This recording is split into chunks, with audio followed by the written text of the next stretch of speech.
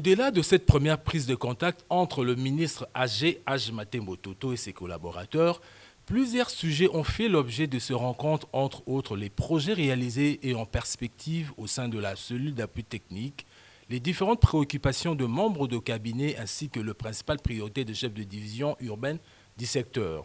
Que la CAT, à mon entendement, vraiment joue un rôle très important dans le cadre de notre réforme que nous attendons de tous notre vœu avec notre jeune ministère.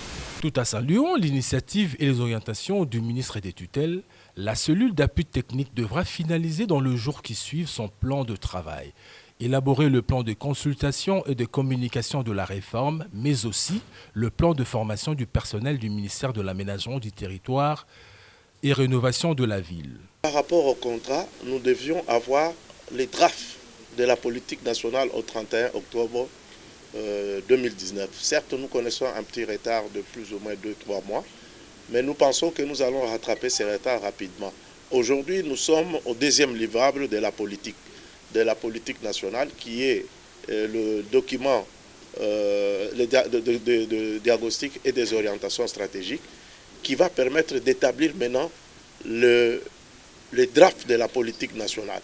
Et cela va nous permettre de pouvoir valider de façon à permettre aux firmes de faire ces drafts-là. Et c'est de ces drafts que découlera la loi cadre.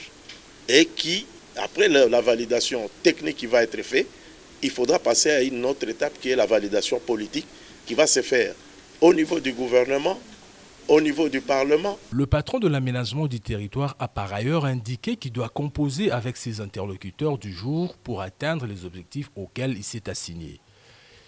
Il s'est dit engagé à restaurer l'aménagement du territoire à sa place et à le rendant debout et autonome.